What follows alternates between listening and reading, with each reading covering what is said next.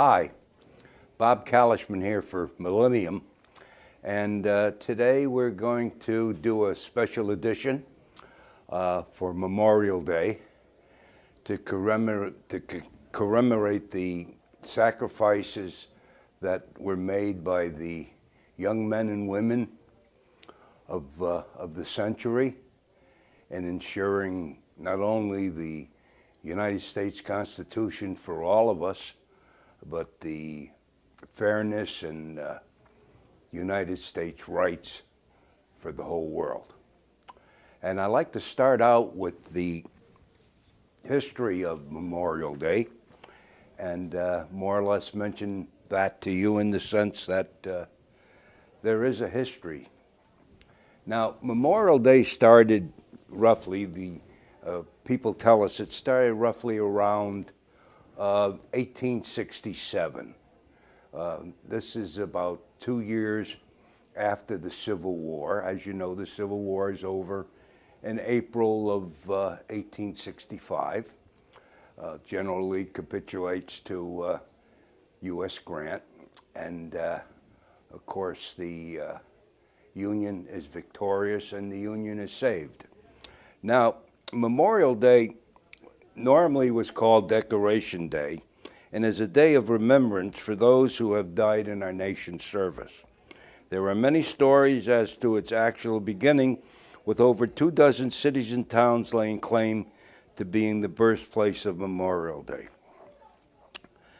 The official proclaimed Memorial Day on 5 May 1868 by the General John Logan, National Commander of the Grand Army of the Republic, and his General Order Number 1, and was first observed on 30 May 1868 when flowers were placed on the graves of Union and Confederate soldiers at Arlington National Cemetery. The first state to officially recognize the holiday was New York State in 1873. By 1890, it was recognized by all of the northern states. The South refused to acknowledge the day honoring their dead on separate days until after World War I. And when the holiday changed from honoring just those who died fighting in the Civil War to honoring American dead who died fighting in any war, it is now celebrated in almost every state on the last Monday in May, passed by Congress with the National Holiday Act of 1971. And we'll be celebrating Memorial Day this year on the 27th of May, which will be a Monday. But actually, the holiday was declared for the 30th of May. In 1950, inspired by the poem In Flanders Fields, which I'll read to you, it seems to signal to the sky that the blood of heroes never die. And she was the first to wear one of the sold poppies to her friends and co-workers, the money going to benefit servicemen in need. Later, Madame Guerin from France was visiting the United States and learned of this new custom and started it in France. So I'd like to more or less start out by reading the poem In Flanders Field, which is the poem which was written in World War I by a Canadian by the name of John McCrae. In Flanders Field by John McCrae. In Flanders Field the poppies blow between the crosses row on row that mark our place, and in the sky the larks still bravely singing fly. Scarce here amid the guns below, we are the dead short days ago. We lived, felt dawn, saw sunlight glow, loved and were loved, and now we lie in Flanders Field. Take up our quarrel with the foe, to you from falling hands we throw. The torch be yours to hold it high. If ye break faith with us who died, we shall not sleep, though poppies grow in Flanders field. And that was done right after World War I, during the war, and it was done by a Canadian soldier, an officer, and he wrote it over the death of his comrade. Very moving and to the point poem. And they continued to go, and the Memorial Day was originated for the Civil War veterans, both Confederate and Union, and it was continued, and finally it was changed from Civil War dead to all American war dead. And the other poem that I like that's very pointing to the Civil War is the poem "The Blue and the Gray," Francis Miles Fitch, and it was written in around 1907. By the flow of the inland river, where the fleet of the Arn have fled, where the blades of the grave grass quiver, asleep are the ranks of the dead. Under the sod and dew, waiting the judgment day, under one the blue, under the other the gray. There in the robbing of glory, those in the gloom of defeat, all with the battle blood glory in the dust of eternal meat. Under the sod and dew, waiting the judgment day, under the laurel the blue, under the willow the gray. From the silence of sorrowful hours and desolate mourners go, lovely laden with flowers, alike from friend and foe. Under the sod and dew, waiting the judgment day, under the rose the blue, under the lily the gray. So with an equal splendor, the morning sunrise fall, with the touch impartially tender, on the bosom blooming for all. Under the sod and dew, waiting the judgment day, boiled with gold the blue, mellow with gold the gray. So when the summer called on forest and field the grain, with an equal murmur fallen, the cooling dips of the rain. Under the sod and dew, waiting the judgment day, wet with rain the blue, wet with the rain the gray. Sadly, but not with upbraiding, the generous deed was done. In the storm of the years that are fading, no braver battle was won. Under the sod and dew, waiting the judgment day, under the blossoms the blue, under the garland the gray. No more shall the war cry serve, or the windy river be red. They banished our anger forever, when the laurel, the grave of our dead. Under the sod and dew, waiting the judgment day, love and tears for the blue, tears and love for the gray. And that was more or less to cover the Memorial Day for the Civil War. And the next thing we went into was the World War I. Of course, they had the Spanish-American War, but the war that more or less brought the South and the Union back together again as whole is the World War I. And that was when the Americans entered the Great War, which it was called. And as you're probably familiar, one of the battles was the Battle of Belleau Wood, which took place in France. In fact, it was less than 50 miles from France, where a regiment of Marines and soldiers turned back the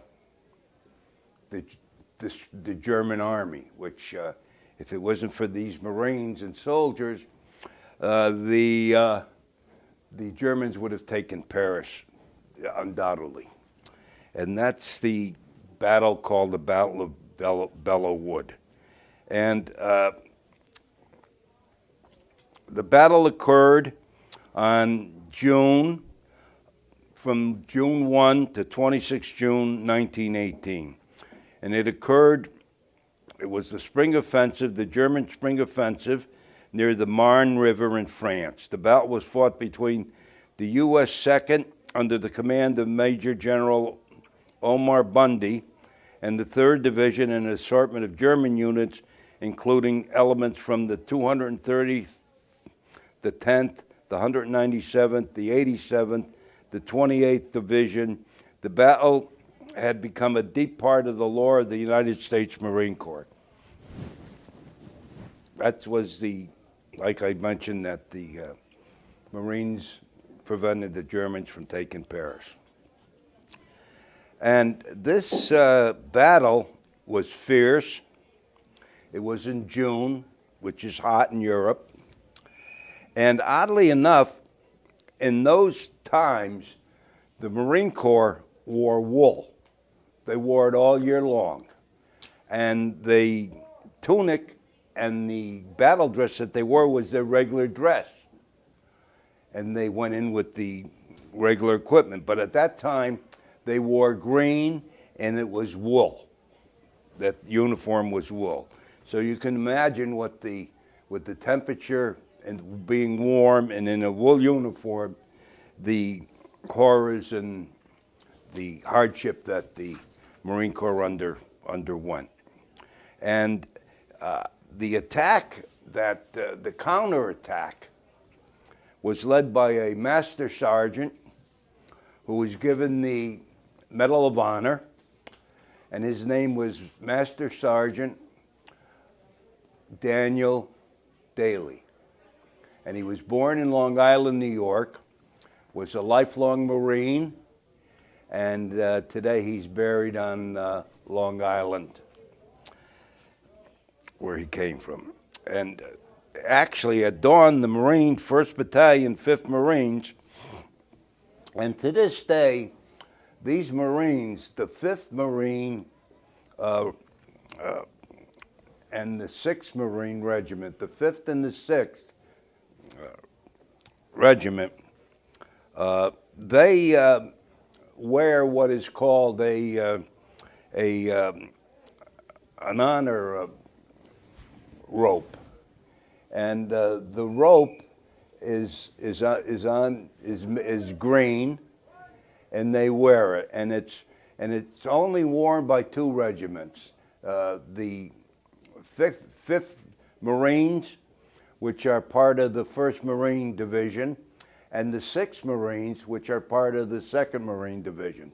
These are the only 2 Marine units that are allowed to wear the French croix de guerre, and that's that rope that they wear. And it's green and red, and it's worn on their shoulder, and you can distinguish from it. And they wear it in honor of the Marines that fought at Belleau Wood and more or less stopped the German offensive. And at dawn, the Marine 1st and 5th Marine, commanded by Major Julius Turrell, was to attack Hill 142, but only 2 companies were in position. The Marines advanced in waves with fixed bayonets across an open field of wheat. It was a wheat field. Was swept with German machine gun and artillery fire, and many Marines were cut down. Captain Crower, commanding the 67th Company, was killed almost immediately. Captain Hamilton and the 49th Company fought from wood to wood, fighting the entrenched Germans, overrunning their objective by 6 yards. At this point, Hamilton had lost the 2 companies established in trunk points in the defensive line. In the German counteroffensive, that Gunnery Sergeant Ernest A. Jensen, who was serving under the name Charles Hoffman, repelled an advance of 12 German soldiers, killing 2 with his bayonet before the others fled for his actions. He became the 1st Marine to receive the Medal of Honor in World War I. Also cited for advancing through the woods were Gunnery Henry Herbert. and of course, like I mentioned, Dan Daly. Pardon me. Now, oddly enough, the Marine Corps has nicknames, and one nickname is Leatherneck, and the other nickname is Devil Dog, and the third that most Marines like to be called is Marine. But the Devil Dog comes from World War I, and the Germans referred to these Marines as Treffelhund, devil dogs. In other words, they were fearless. They were just, and they referred to them as devil dogs, Treffelhund. And this is where the Marines developed that nickname of Devil Dog, was from World War I, the Battle of Belleau Woods. And today, there are Americans that live in France. I have a cousin who lives in Paris, and each Memorial Day, they go to the cemeteries, both World War I and World War II, and decorate the graves of the fallen Americans. They go to the cemetery at, which is a very impressive cemetery, and they go to that cemetery and decorate the graves of the Marines and soldiers, and they also go to the cemetery at Omaha Beach, and they decorate the graves of the soldiers from that battle, which I'll cover presently. So this is what they ran into, and the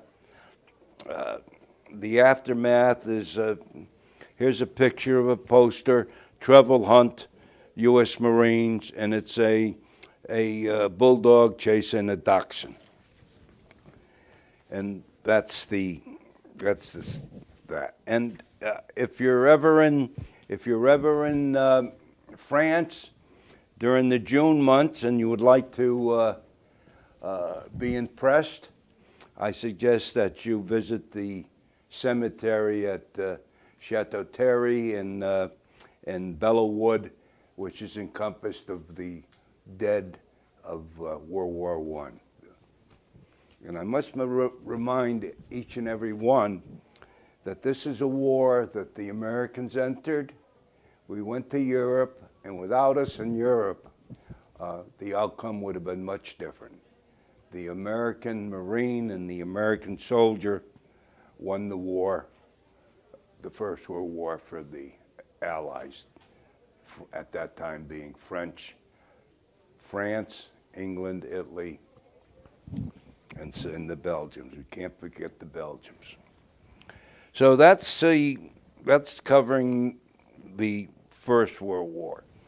Now, the Second World War came along, and there's many battles there, and but the battle that I'd like to cover, and I think is very poignant and to the point and honoring to the Americans, is the fact that the landing at Normandy, and that was it was a feat that, frankly, it was an impossibility, but it was done, and it was done with American ingenuity. And I might add, not only the American ingenuity, but it added to American blood. Omaha Beach was a very, very bloody battle.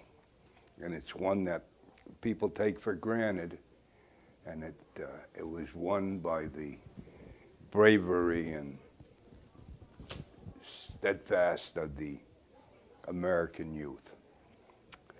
Now, as things started out, they started out with the airborne, and the airborne were flown to sites behind the beaches, and their objectives and jobs were to hold the bridges, key towns, and crossroads of roads, so to prevent the Germans from reinforcing their forces that were being attacked or were going to be attacked on the beach. And fortunately, I have a cousin who's gone now, like most World War II veterans. He's gone. He served, frankly, from the start of the war, which started in December of 1941 and went on to September of 1945.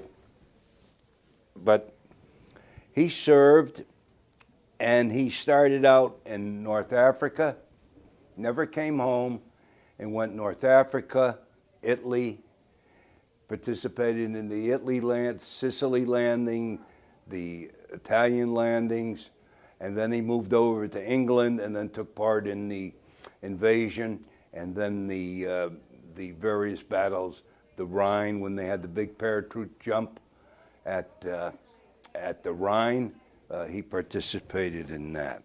But what I'd like to share with you today is the fact that I have a map.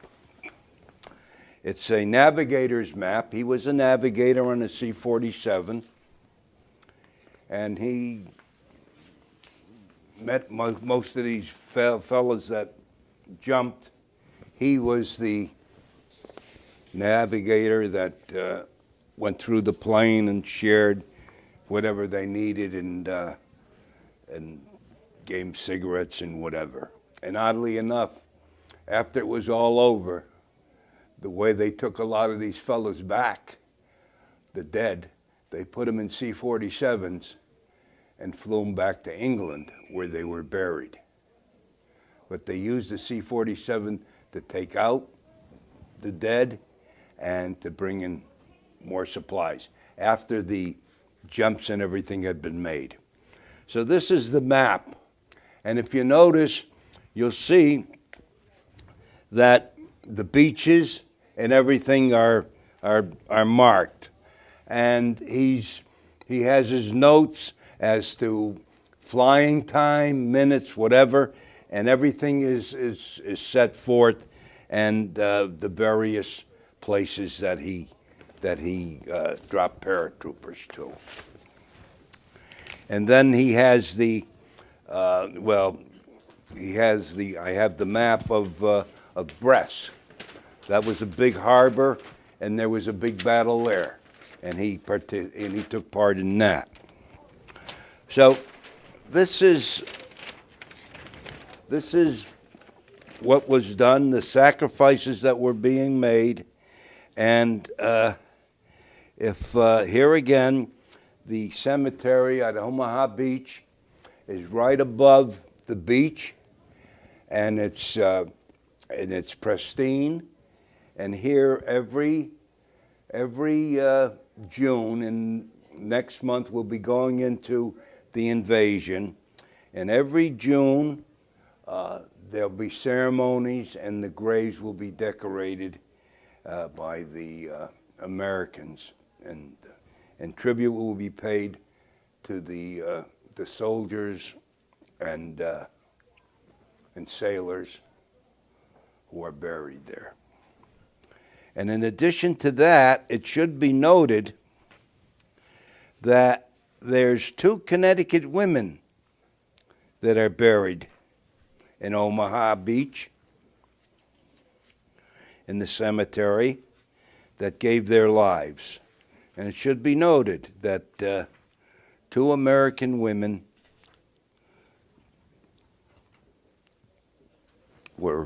are buried there and honored. And to give you an idea, just before we close, is the casualties on Utah Beach, which is one of the beaches over Omaha Beach, westernmost landing zone, were the lightest of any beach, with 197 out of the roughly 23,000 men that landed. The 4th Infantry Troop landed at Utah Beach, found themselves on the wrong beach. And This is the 4th Infantry Division. This is the division, infantry division, that was headed up by the son of Teddy Roosevelt, Theodore Roosevelt, and his name was Brigadier General Theodore Roosevelt Jr. And he took part in the landing at Utah Beach. So that concludes the program. And if you're ever in Omaha Beach, I think it would behoove you to pay honor to the American dead that are buried in the cemetery there. It's very moving, and it's an honor to honor the people that are buried there, our heroes. And thank you for allowing me into your homes, and God bless.